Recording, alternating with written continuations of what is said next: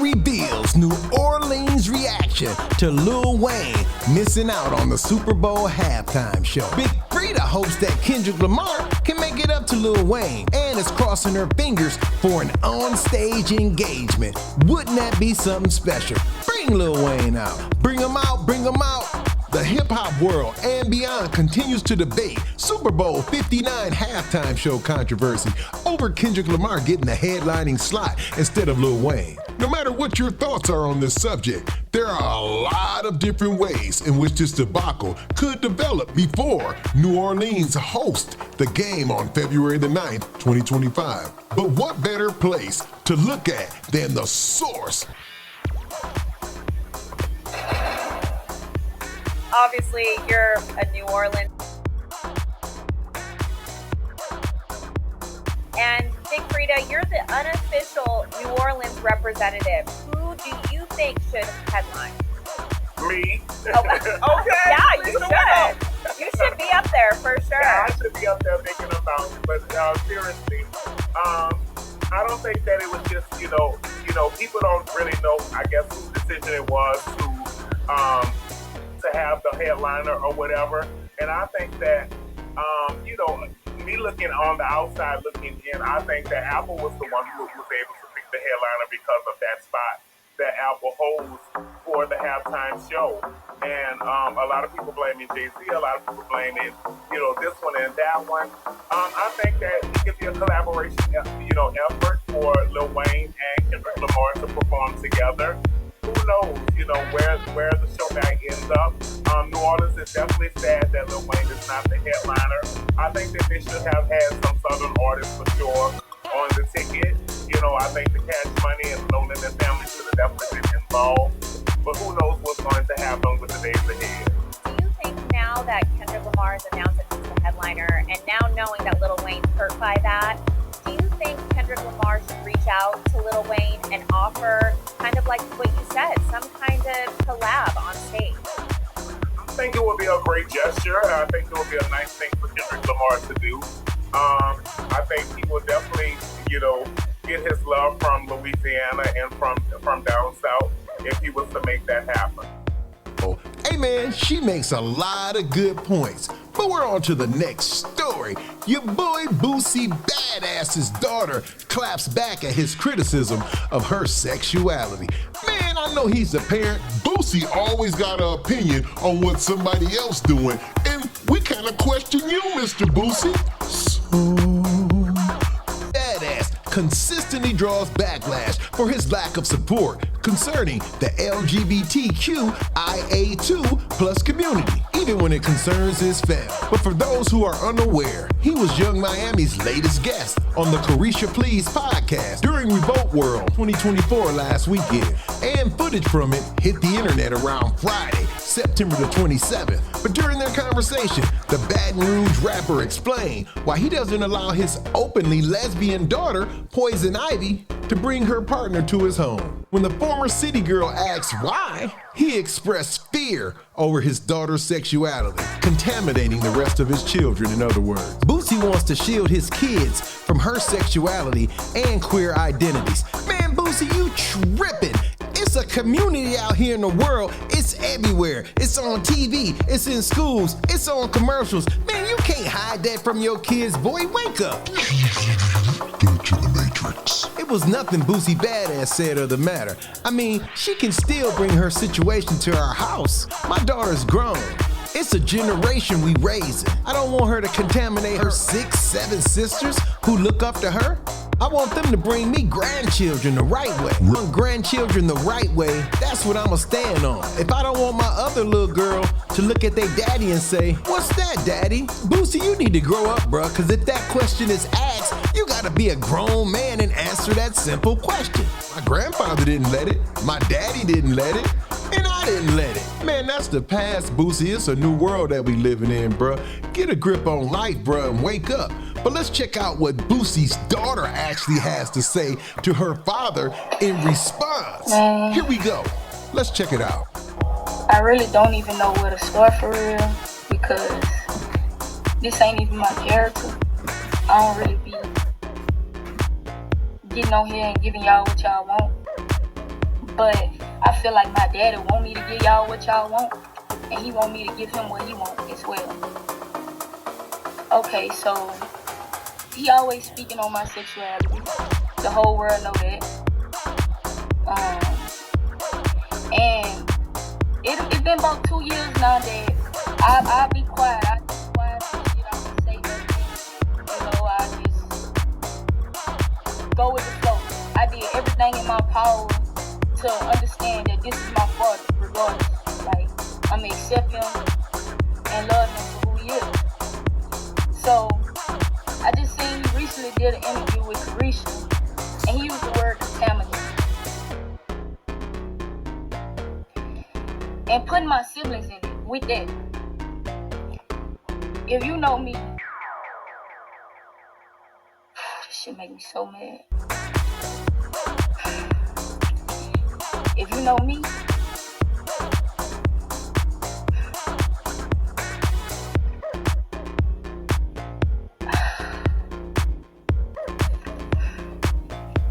I love and respect my siblings with everything in them. And they respect me and love me with everything in them. When you getting on their nerves, I'm who they call. My siblings, most of my siblings, teenagers. Teenagers you don't want to let grow up. But okay. Another thing. You keep speaking on me gay. You keep doing interviews and I don't say nothing, right? The first ever interview you did, you said you found out I was gay, that I like girls and I had a girlfriend from a picture that went viral. That was a lie. Let that slide. I never addressed it. You found out I was gay a year before that. The incident happened in Jamaica when I was a gay B-word, when you called me a gay B-word. So if the world really knew all the things and the hurtful things you told me before, and I forgave you,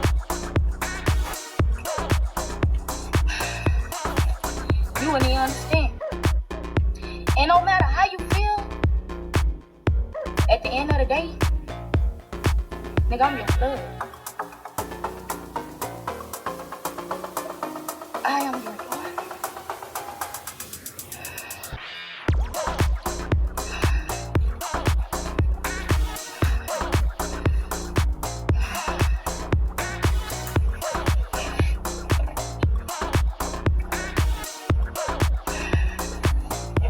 And me, I feel like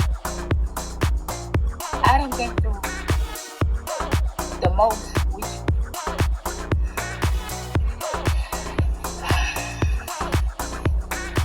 And every time I turn around, it's like you bash me. It's like you bash me. And it's like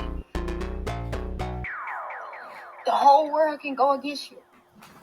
But I've known. Since I've been a little girl, I never would go against you.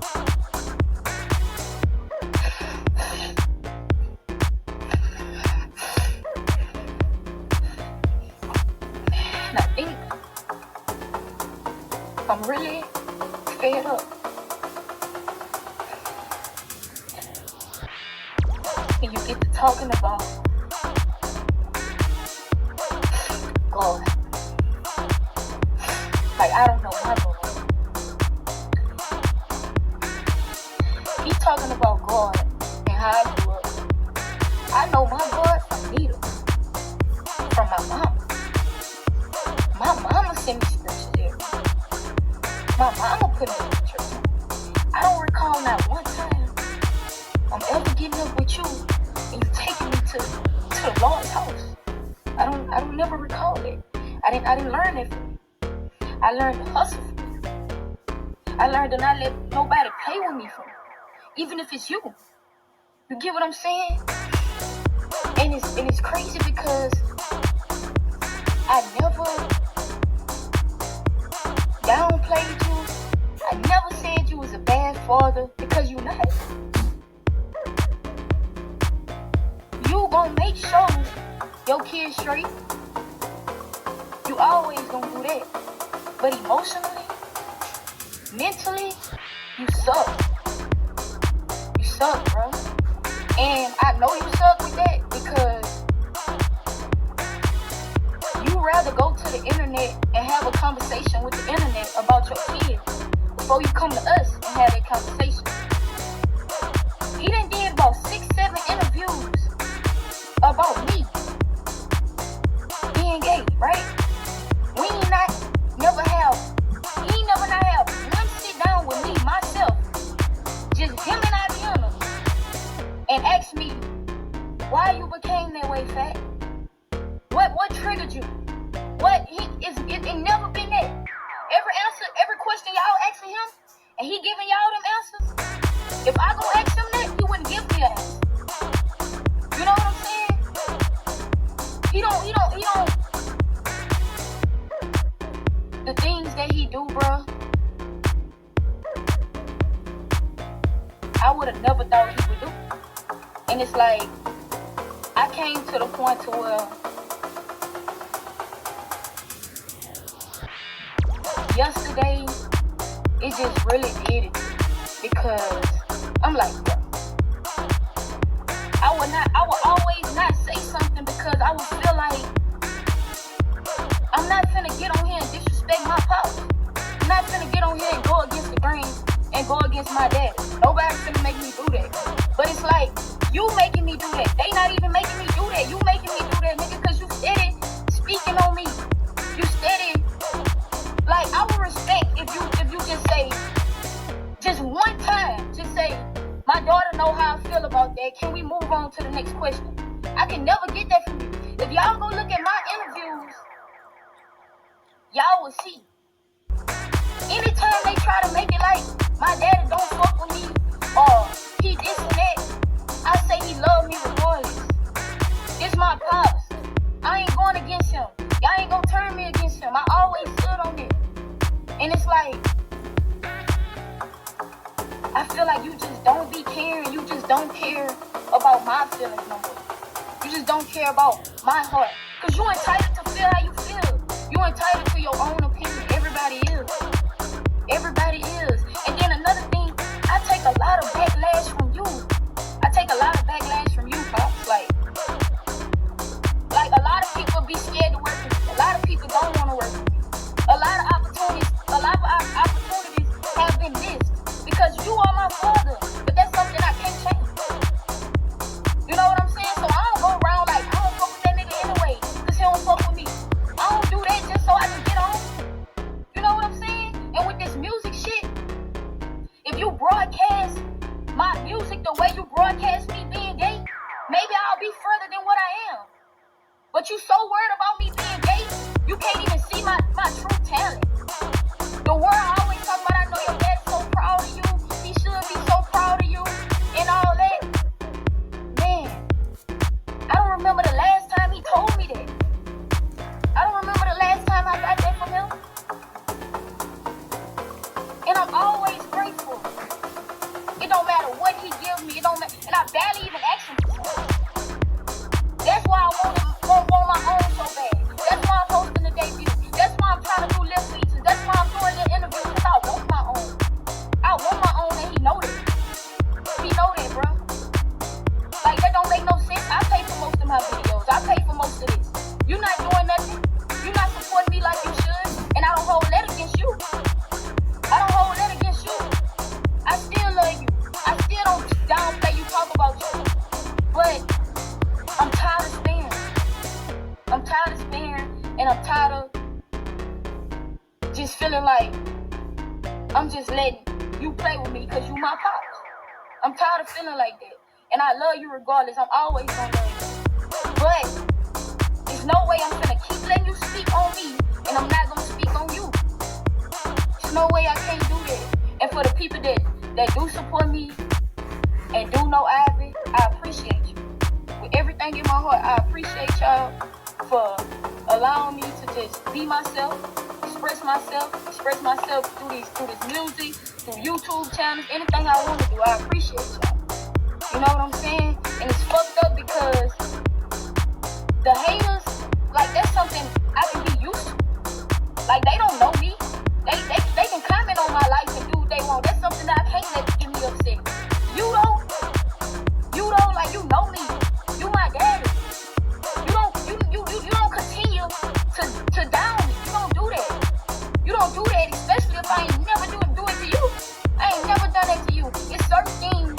that the world will never know that I take to my grave for you, and you know that. You know that. It's certain things that I know, certain conversations that you done told me, certain hurtful words you done told me, that half of the people that still respect you wouldn't even respect you. And you know this. You know this, bro. But I'm really kind of disappointed that I had to come on here and do this, and I let it get to me like this. But bro, I feel like this is the only way I can feel better. And y'all probably say, why you don't call him? Why you don't go to him? Why you don't call me and come to me?